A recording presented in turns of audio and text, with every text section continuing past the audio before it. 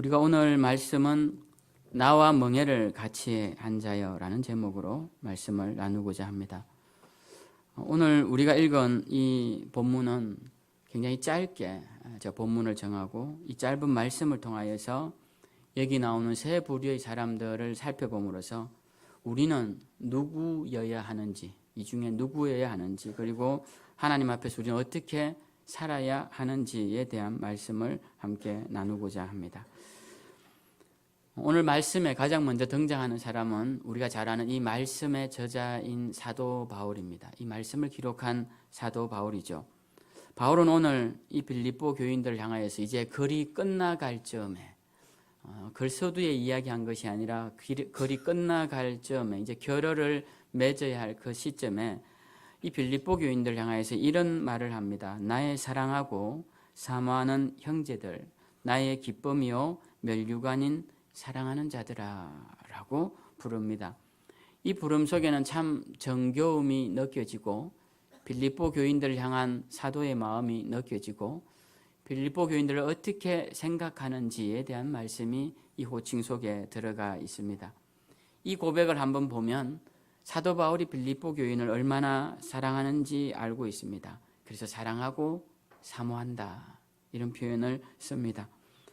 우리는 형제요 자매다라고 하면서 하나님을 아버지로 삼고 그리스도를 주인으로 삼은 한 형제요 한 자매, 우리는 한 가족이다라는 이야기를 하고 있습니다. 근데 오늘 호칭에서 특별한 것이 나오죠. 너희는 나의 기쁨이요 면류관이다라는 고백입니다. 기쁨이라는 것은 너희를 통하여서 내가 기쁨을 누린다. 당신들을 통하여서 내가 기쁨을 누립니다. 기쁨의 원천이 당신들입니다 라고 고백하는 것이고, 면류관이다 라는 것은 당신들이 나의 영광입니다 라는 그런 고백입니다. 얼마 전 어떤 성도님이 저한테 한 사진을 보여주셨어요. 오랫동안 후원했던 한 청년이 드디어 변호사 시험을 합격해서 변호사 명패를 받았다라는 것입니다.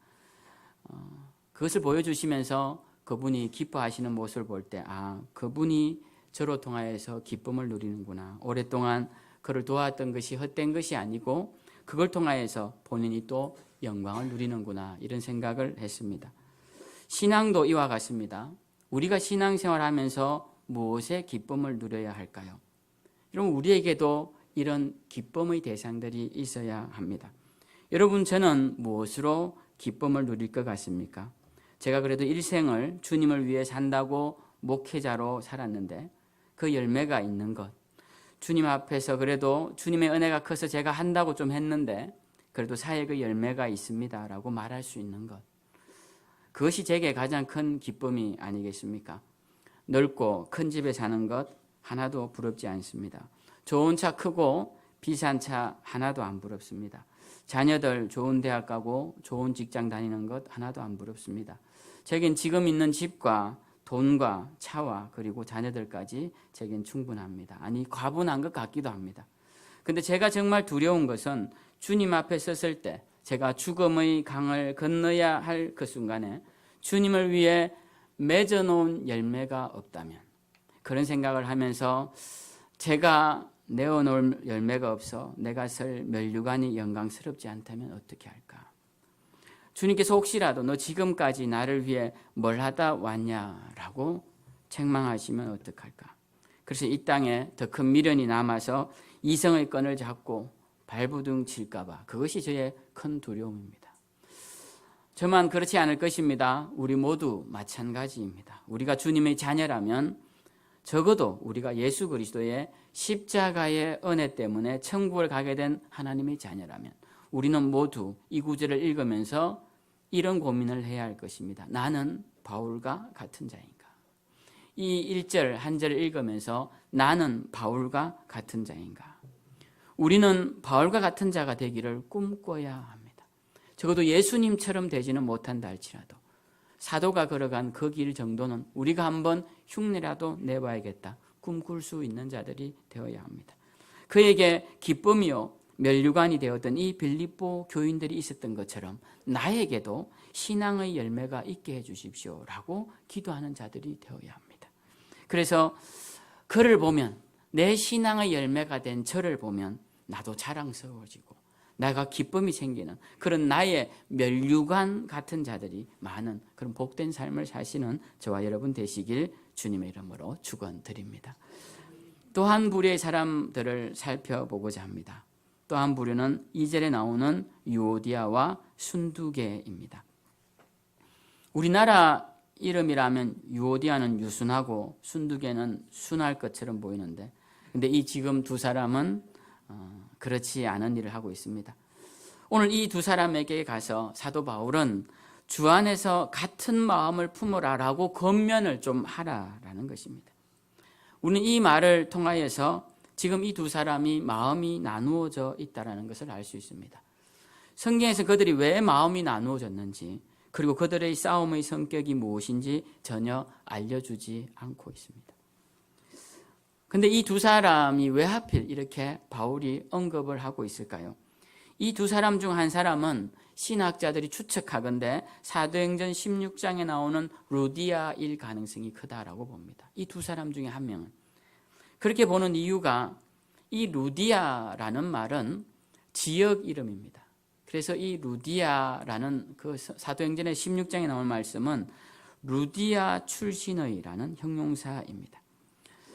이 루디아라는 이름은 오늘날로 치면, 제가 일부 예배 때 이 설교를 했더니 어떤 권사님이 목사님 그 부분은 이렇게 설명해 주면 귀에 덜 들어올 것 같습니다. 루디아는 마치 누구 댁 하는 것처럼, 포항에서 온 분들은 우리가 포항댁, 그리고 설악에서 왔으면 설악댁, 양평 사람들은 양평댁 이렇게 부르는 것처럼 그런 이름이 아닐까요? 그러더라고요. 아주 좋은 비유 같습니다. 루디아라는 것은 루디아 출신의 여인이다라는 것이에요. 그래서 그의 본명은 아마 유오디아 아니면 순두계일 가능성이 굉장히 크다라고 보는 것이죠. 그럼 우리가 사도행전 16장에 보면 바울이 마게도냐 지역에 들어가는데, 이 마게도냐는 큰 주도입니다. 큰 소아시아라고 불리는 그런 도처럼 이 마게도냐도 로마 시대 때 큰 도예요. 이 마게도냐 지역의 첫 성이 빌립보였는데, 이 빌립보에 가서 복음을 전할 때 바울이 가장 먼저 만나서 복음을 전하게 된 사람이 이 루디아라는 자주색 옷감 장사였습니다. 이 루디아는 사도 바울의 복음 전파의 이야기를 듣고 그도 믿을 뿐만 아니라 그의 온 가족이 다 침례를 받고 바울 일행을 강건해서 그의 집에 머물게 하면서 이것이 빌립보 교회의 첫 시작이 되게 됩니다. 그러니까 루디아는 그 교회에서, 빌립보 교회에서 굉장히 큰 영향력을 가지고 있었던 여인이었던 것입니다. 이 자주색 옷감을 파는 여인은 오늘날로 치면 그냥 옷감 파는 사람이 아니라 그 당시 자주색 천은 귀족들만 입게 된 옷이었습니다. 자주색 물감을 내기가 어렵기 때문에. 그래서 이 자주색 옷감을 전문으로 판다라는 것은 이 사람이 굉장히 고위직 또는 귀족들을 대상으로 하는 사업을 벌이는 여성이고, 그 당시 마게도냐에는 이런 사업을 하는 아주 큰 재력 있는 여성들이 더러더러 있었습니다. 이 루디아는 바로 그런 여인 중에 한 명이었어요. 그러니까 그의 집에 교회를 세울 정도로 그는 큰 재력과 또 그 지역 사회에 영향력 있는 여인이었던 것입니다. 이 여인을 시작으로 해서 이제 빌립보 교회가 시작이 된 것입니다. 근데 이런 여인이 이제 교회를 시작하니까 그와 관계 있는 또 유력한 여인들이 들어오겠죠. 그래서 그 교회에 영향력이 크고 교회에 큰 어떤 도움을 줄 수 있는 자들이 생겨났습니다. 그 두 사람이 누구냐? 오늘 유오디아와 순두계라는 것입니다. 그래서 이 두 사람이 함께 교회를 잘 세워나가다가 마음이 나누어지게 된 거예요. 그래서 지금은 각각의 가정에서 자기 집에서 회중의 예배를 각각 드리고 있더라라는 것입니다. 그래서 바울이 이 두 사람에게 가서 마음이 하나 되도록 해라, 같은 마음을 품도록 권면하라 라고 지금 이야기를 하고 있는 것이 오늘 2절 말씀입니다. 우리는 여기서 이 두 사람을 보면서 교회 안에서 우리가 어떤 태도를 가지고 신앙생활을 해야 되는지 그것을 보게 됩니다. 교회는 항상 가장 좋은 것이 하나 되는 것입니다. 하나 되는 것. 여러분, 우리가 마음이 나누어지는 것들을 한번 잘 생각해 보십시오. 그것이 하나님 나라를 세우는데 그렇게 중요한 일인지 아닌지 생각해 보시면 됩니다. 이것이 우리가 정말 마음이 나누어질 정도로 다투어야 할 일인가, 그렇지 않은가를 생각해 봐야 돼요. 그래서 하나님이 가장 기뻐하시는 일은 사소한 일들을 덮고 하나님 나라와 주의 영광을 위해 마음을 하나로 모으는 것이 하나님이 기뻐하시는 거죠. 그래서 사도는 가서 두 사람이 같은 마음을 품도록 하라라고 합니다. 이것이 첫 번째 중요한 메시지고요. 또 하나 우리가 이런 갈등 상황을 보면서 생각해야 될 것은 이 두 사람이 둘 다 나쁜 사람이 아니라는 것입니다.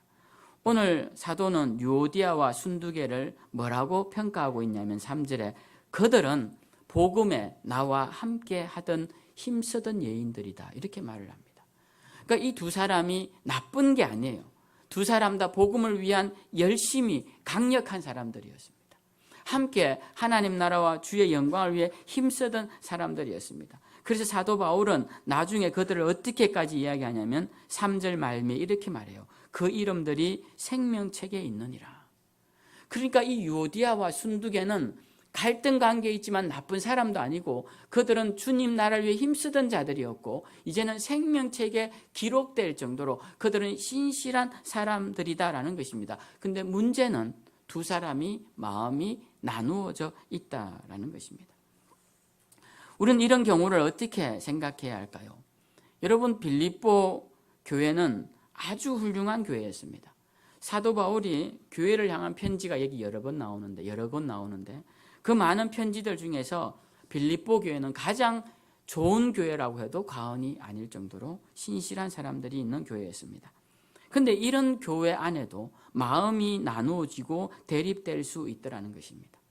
어떤 성도님들은 교회에 와서 교회가 왜 자꾸 갈등하고 그럽니까? 마음이 나누어집니까? 여러분, 그렇게 생각하지 마십시오. 교회도 그럴 수 있습니다. 여러분이 가는 어느 곳에든 다 그럴 수 있습니다. 여러분들 혹시 제가 다니던 예전 교회는 갈등도 없고 문제도 없었던데요, 그런 교회가 있다면 여러분들은 그 교회에 열심으로 사역에 참여하지 않아서 그런 겁니다. 그 교회 깊은 곳에 들어가 보면 항상 의견이 나누어지고 갈등 상황은 발생하게 되는 것입니다. 문제는 우리가 이런 갈등 상황을 어떻게 푸느냐라는 겁니다. 그것을 계속적으로 가져가서 둘이 나누어져서 한 교회에서 두 부류가 예배를 따로 드리는 것, 그것은 하나님이 원하시는 것은 아니다라는 것입니다. 우리 침례교단은 그래도 그런 경우가 잘 없지만 우리 교단에도 교회 1층에 한 교회 예배드리고 2층에 따로 드리는 경우도 있습니다. 몇 년 전까지만 해도 이 교회가 총회 때마다 안건으로 올라와서 총회에서 정해주라고 올라온 안건이었습니다. 어느 교회가 이 교회 주인인지 총회에서 정해달라는 거예요. 한 교회는 담임 목사님이 드리고 한 교회는 부목사님이 드리고 또 어떤 교회는 한 교회는 원로 목사님이 드리고 한 교회는 새로 오신 담임 목사님이 드리고 한 교회 안에서 그렇게 드리는 교회들이 쉽게 찾아볼 수 있습니다. 이렇게 나누어져서 갈등하는 것은 옳지 않다라는 것입니다. 서로 의견이 다를 수 있죠. 서로 갈등이 생길 수 있습니다. 그러나 그것을 나쁜 관점으로 해서 영원히 나누어지는 것은 옳지 않다라는 것입니다. 우리는 어떤 문제가 생기면 그 사람 전체를 나쁜 관점으로 보는 경향이 있습니다. 그 문제로만 끝내지 않고 그 문제 때문에 그 사람은 완전히 나쁜 사람이 되는 경우가 있습니다. 그렇지만 바울은 그렇게 평가하지 않습니다. 이 두 사람이 서로 마음이 나누어져서 갈등 상황에 있지만 이들은 빌립보 교회의 아주 소중한 사람이었고 지금도 소중한 사람이고 앞으로 빌립보 지역의 복음화를 위해 크게 쓰임받을 중요한 사람이라고 이야기하고 있다는 것입니다. 우리도 이런 태도로 상대를 대해야 합니다. 우리와 마음이 맞지 않다고 해서 끝내는 것이 아니라 교회 안에서 서로 마음을 하나로 모아서 주님 나라와 몸된 교회를 세우는 일에 서로 협력하는 자들이 되어야 합니다. 우리의 의견을 조금 양보하고 우리의 감정을 조금 더 낮추고 그렇게 해서 하나가 되어서 좀 더 교회가 원만히 나아갈 수 있다면, 그 길을 참고 나아가는 자가 된다면 우리는 하나님 앞에서 훨씬 더 칭찬받을 일이 많을 것이라 생각합니다. 오늘 유오디아와 순두계 사건은 우리에게 바로 그런 의미를 던져주는 것이죠. 저는 이제 세 번째 부류의 사람에 대해서 살펴보고자 합니다. 세 번째, 오늘 저는 누구를 살펴볼 것 같습니까? 여러분도 혹시 짐작 가는 사람이 있습니까? 오늘 제가 살펴보고 싶은 사람은 그의 이름이 나오지 않습니다. 그의 설명도 나오지 않습니다. 단지 임무가 주어집니다. 그게 뭐냐? 두 사람을 화해시키라라는 것입니다. 네가 가서, 당신이 가서 그 두 사람을 화해시켜라라는 것입니다. 근데 그가 누구인지 나오지가 않습니다. 오늘 본문에는 그 사람을 이렇게 수식하고 있습니다. 3절에 보면 참으로 나와 멍에를 같이 한 너에게 구하노니. 지금 이 사람은 이름은 나오지 않는데 이 사람이 누구냐면 나와 멍에를 같이 한 자다라고 이야기를 한다라는 것입니다. 저는 이 본문을 읽으면서 사실은 이 본문은 오늘 7절까지 설교를 하려고 생각했습니다. 이 본문은 앞에 3절까지 합해서 그냥 한 대지로 설명을 하고 간단히 지나갈까 했던 말씀인데 제가 오늘 이 본문을 읽으면서 성경을 읽으며 처음 발견한 사람이었습니다. 나와 멍에를 같이 한 사람. 바울이 말할 때 바울과 멍에를 같이 한 사람이 있었구나. 제가 이 성경을 보고 다시 발견했어요. 그래서 이 사람에 대해서 말씀을 나누어야겠다라고 생각을 했습니다. 제가 앞에서 드린 1대지, 2대지 말씀은 여러분들 많이 들어보셨을 것입니다. 바울이 사랑하는 마음과 그리고 유오디아와 순두계에 대한 말씀은 많이 들어보셨을 것입니다. 근데 오늘 바울과 멍에를 같이 한 사람에 대해서 여러분 혹시 들어보셨습니까? 저는 오늘 이 본문을 연구하다가 이 사람을 발견하고는 얼마나 귀한 사람인가 라는 생각을 하게 되었습니다. 바울과 함께 멍에를 메었다는 것. 그는 어떤 사람이었기에 바울과 함께 멍에를 메었을까 생각을 해봤습니다. 그는 자기의 불편함을 이야기하는 사람이 아니라 남의 불편함을 들어주는 사람이었겠구나 이런 생각이 드는 거예요. 그 사람은 바뀌어야 한다고 말만 하는 사람이 아니라 바꾸기 위해 힘쓰는 사람이었겠구나 하는 생각을 했습니다. 물에 떠 있는 배를 가기 위해서 물 밑에서 열심히 돌고 있는 스크류처럼 보이지 않는 곳에서 교회를 위해서, 교회 하나를 위해서 기도하고 헌신하는 사람이었겠구나 이런 생각을 제가 하는 것이죠. 그래서 저만 그렇게 생각한 것이 아니라 2000년 교회 역사 속에서 이 구절을 읽는 신학자들마다 그럼 도대체 이는 누구일까? 연구를 많이 했습니다. 그가 누구일까? 그래서 최종 후보가 9명이 나왔어요. 9명이. 여러분 이런 많은 후보 보셨습니까? 9명이 나왔다는 것은 그 어느 누구도 확실한 증거가 없다라는 것이고 그 누구도 대상이 되지 못할 가능성이 크다라는 말이죠. 제가 그 9명을 다 말씀드릴 수도 있지만 제가 한 5번째 말씀드리면 아마 2번째 사람은 잊어버리실 겁니다. 그래서 굳이 우리가 그 5명이 누군지 거기에는 여러 사람이 나오지만 굳이 말씀드리지 않아도 될 것 같습니다. 근데 오늘 이 사람이 등장하더라는 것이죠. 오늘 바울과 함께 멍에를 같이 하는 사람이 있더라는 것입니다. 사실 교회가 파벌이 생기면요 대부분의 사람은 한쪽에 가담하게 되어 있습니다. 한쪽에. 근데 이 사람은 어떤 사람이었을까요? 이 둘을 어떻게 하면 하나가 될까? 양쪽에서 다 비난의 손길을 들어도 참고 견디면서 교회를 하나를 위해 힘쓰던 자였다라는 것을 우리가 알 수 있습니다. 여러분 오늘 사도 바울은 이를 향하여서 나와 멍에를 같이 한 자다라고 되어 있는데요. 이 말 속에 바울의 심경이 아주 살짝 드러나 있습니다. 바울의 마음이 지금 어떠한 것 같습니까? 굉장히 불편하죠. 사실 빌립보의 주된 내용은 뭡니까? 가장 많이 나오는 단어는 기쁨이에요. 그죠? 그래서 기쁨의 서신입니다. 우린 빌립보서를 읽을 때마다 기뻐하고 기뻐하라는 그 말 때문에 기쁨의 서신이라고 생각을 하죠.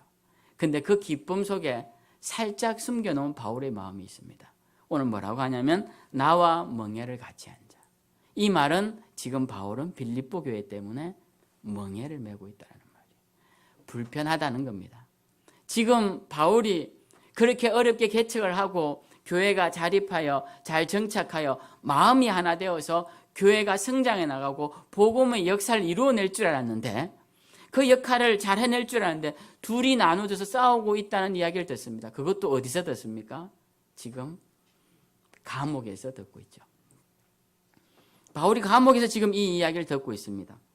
마음이 얼마나 불편할까요? 근데 불편한 내색을 못하는 겁니다. 불편한 내색을 하면 또 그것 때문에 시험에 들까 봐. 그래서 어떻게 말하느냐 하면 나와 멍에를 같이 맨 자. 우리는 이런 자들이 되어야 합니다. 이런 자들이. 그러니까 앞에 나서서 영광을 누리는 자들이 아니라 보이지 않는 곳에서 멍에를 맬 줄 아는 자들이 되어야 된다. 제가 이 말을 읽으면서 나는 과연 그런가 이런 생각을 해봤습니다. 나는 사도에게 사도와 같은 멍에를 매자고 할 때 나는 그런 말을 들을 만한 자인가 이런 생각을 해보면 뭐 그렇지 않은 것 같습니다. 저도 뭐 제가 하고 싶은 말 다 하고 사는 사람이라 그렇게 그런 사람은 아닌 것 같은데, 그래도 오늘 말씀해 보면 사도는 이 빌립보 교회에 그런 자가 있다고 말을 해요. 나와 멍에를 같이 맬 자가 있다. 그게 바로 너다라고 말하고, 이 편지를 읽는 빌립보 교인들이 이 행간 속에 담겨진 사도의 마음을 읽지는 못했겠지만 바울은 마음이 불편한 겁니다. 그렇게 싸우고 있는 모습을 보고 있는데 마음이 기쁠 사도가 어디에 있겠습니까? 더 강하게라도 말하고 싶겠지만 참는 거예요. 그러면서 나와 멍에를 같이 맨 네가 가서 좀 두 사람 화해시켜서 하나가 되어서 몸된 교회와 하나님 나라를 위해 충성하게 하지 않겠느냐라고 부탁을 하는 거예요. 얼마나 멋진 사람입니까? 이러한 부탁을 받는다는 게 얼마나 멋진 부탁이에요. 바울이 감옥에서 너한테 그거 부탁한다. 당신에게 그걸 부탁한다. 저는 이 말씀을 읽으면서 참 나도 그런 사람이 되어야겠구나 이런 생각을 했습니다. 오늘 성경에 이 사람 이름은 나오지 않습니다. 그렇지만 뭐라고 나오느냐? 사도의 마음을 나눌 자임을 보여주고 있어요. 복음에 미처 한평생을 바치고 지금도 감옥에 갇혀 복음 전할 생각만은 그의 마음을 나눌 자, 그 사람이 여기 있더라는 거예요. 빌립보 교회. 근데 그 사람은 이름이 나오지 않습니다. 여러분, 제가 이런 말씀 드리면 언짢으실 수 있겠지만 여러분 제발 여러분 이름 드러나지 않도록 좀 사역을 하시면 좋겠어요. 여러분 영광 드러나지 않도록 사역하면 좋겠습니다. 돌아 알면 다 알 수 있는 그런 영광 말고 정말 숨기고 정말 추하고 추한 자리, 낮고 낮은 자리에서 그렇지만 그 사람 없으면 안 될 가장 소중한 사람. 우리 교회는 그런 분들이 계십니다. 그죠? 그래서 우리는 그런 자들이 되어야 하는 것이고, 오늘 사도 바울은 그런 자를 찾아서 그에게 부탁을 하는 거예요. 나의 멍에를 같이 매자. 얼마나 귀한 고백입니까? 저는 우리 교회가 성도가 점점 많아지는 것 같아요. 제가 보니까. 제가 오늘 신권사님하고 목양실에서 잠깐 대화를 나누면서 권사님이 저한테 목사님 이제 무조건 2배로 듭니다. 동태를 사도 반짝이면 되던 게 한 짝이어야 되고, 네, 무조건 2배를 사야 됩니다. 그 얘기를 하셨어요. 뭐 돈이 비싸다 이런 말씀이 아니고 권사님 말씀은 사람 수가 많이 늘었다는 거예요. 그래서 제가 그 말을 들으면서 그럼 2배로 늘었겠네. 이게 동태 반짝에서 한 짝이니까. 네. 우리 성도님들이 많이 늘은 것 같습니다. 얼마나 예전에 약했으면 이제 우리가 많이 는 건데, 여러분 교회가 조금이라도 많아지면 항상 또 다른 불협화음이 나오게 됩니다. 왜? 부부가 새로 만나면 다투지 않습니까? 어제 내년이면 30주년을 맞는 부부를 만났습니다. 엊그제군요. 금요일날. 만나서 그 두 분이 하는 말이, 남편분은 자기는 아들만 있는 집에서 자랐고, 근데 어머니가 한 번도 야단을 치신 적도 없고, 밥을 먹으면 조용히 먹고 각자 알아서 사는 집에서 잘 자랐는데, 이 아내분은 딸들이 많은 집에서 자랐는데 거기는 다 자기 할 말은 꼭 해야 하는 집안에서 자란 겁니다. 밥 먹을 때도 먹기 싫으면 먹기 싫다 해야 되고, 먹고 싶다면 먹고 싶다 해야 되고, 자기 의사는 분명히 해야 되는데, 이 남자분이 처가에 간 겁니다. 밥을 먹는데 장인어른이 자꾸 말을 시키고, 밥을 더 먹어라, 그거 먹고 되느냐 부터 해서 계속 말을 시키고, 옆에 가족들이 다 한마디씩 하고, 그래서 그분이 살이 빠져서 도저히 제가 집에 있을 수가 없어서 집을 얻어서 나왔다는 이야기를 하더라고요. 아내분이 또 이야기를 합니다. 아내분은 또 나름의 고충이 있겠죠. 시댁에 가면 어머니에게 어머님 커피 드실래? 그러면 괜찮다 그러신대요. 그래서 자기 혼자 열심히 타고 있으면 어머니가 나중에 섭섭해 하시는 거예요. 그래서 이제는 한 몇 년 지나면 커피를 타면서 어머님 드실래요? 그런 뒤엔 남편을 본대요. 그럼 남편이 사인을 주면 한 잔을 더 타고 사인을 안 주면 안 타고. 자기는 아직도 잘 모르겠대요. 드시고 싶으면 그래 먹고 싶다 하시면 되지. 왜 괜찮다 하시고 나중에 그러실까? 저는 둘 다 살아온 삶이 다르다고 생각합니다. 그런 두 사람이 만났으니 신혼에 얼마나 싸웠겠습니까? 많이 싸웠다 하더라고요. 여러분, 우리도 마찬가지입니다. 우리 교회 오시면 다들 한마디씩 하시는 말씀이 있어요. 예전 교회에서는 안 그랬다고. 예전 교회에서는 안 그랬다고. 저도 예전 교회에서는 안 그랬습니다. 저도 예전 교회에서는 이렇게 목회 안 했고. 그렇지만 우리가 다 잘하자고 모인 사람들이지 않습니까? 오늘 성경 우리에게 유오디아와 순두개 같은 사람이 되지 말고 멍에를 매는 자가 되어라고 가르쳐주고 있어요. 저는 그렇게 생각합니다. 오늘 성경에서 아무도 나와 함께 멍에를 같이 매자라는 말씀이 없습니다. 그런 구절이 없어요. 그러나 저는 오늘 이 성경이 특별히 행간으로 우리에게 가르쳐주고 있다고 생각해요. 그 글자와 글자 사이에 그리고 그 행과 행 사이에 우리는 이 유오디아와 순두개처럼 교회에 큰 일도 하고 이름도 드러내고 그래서 속상해서 대우 안 해준다고 마음이 나누어주고 이런 사람이 되지 말고 이름도 나오지 않지만 그렇지만 바울이 나와 멍에를 매고 있는 자라고 말할 수 있는 그런 자의 삶을 살아라고 저는 오늘 이 3절 사이에서 성경이 우리에게 던지는 메시지라고 생각합니다. 여러분 동의하십니까? 이 행간의 의미가 여러분도 그렇게 동의하신다면 우리는 앞으로 우리의 신앙과 삶을 우리의 이름과 영광을 위한 삶이 아니라 우리를 위해 죽으신 예수 그리스도의 그 사랑, 하나밖에 없는 아들을 내어주신 그 아버지 하나님의 사랑에 감사하면서 그분 이름이 높아지는 것으로, 그리고 그분 이름을 전했더니 그도 그분 이름을 높이는 자가 되어서 그가 나의 면류관이 되는 그런 면류관과 열매가 많아지는 그런 복된 삶을 사시는 저와 여러분들 다 되시길 주님의 이름으로 축원드립니다. 저는 이제 함께 찬양을 부를 터인데요. 우리가 그 크신 하나님의 사랑인데 그 찬양을 지은 사람이 프레드릭 리먼입니다. FM 리먼이라고 성경에 나오는데요. 그분은 노스웨스턴 대학을 졸업한 뒤 침례교 목사가 된 분입니다. 이 리먼 목사님은 오듀본이라는 시골교회에서 목회를 시작하면서 시골교회라 어려우니까 가구점 목공부터 해서 공장에서 모든 일을 하면서 생활비를 벌어 나갔습니다. 몸이 힘들 때면 이제 큰 교회로 또는 도시 목회로 나가서 편하게 목회를 하고 싶은 마음이 있었지만 끝까지 작은 시골 교회를 떠나지 않고 있었다고 합니다. 그렇게 지내던 어느 날 여느 때와 같이 치즈 공장으로 또 출근을 했습니다. 그리고 일을 마치고 점심을 먹으려고 하는데 도시락 가방을 열는데 시 한 편이 적혀져 있는 겁니다. 보니 아내가 쓴 시예요.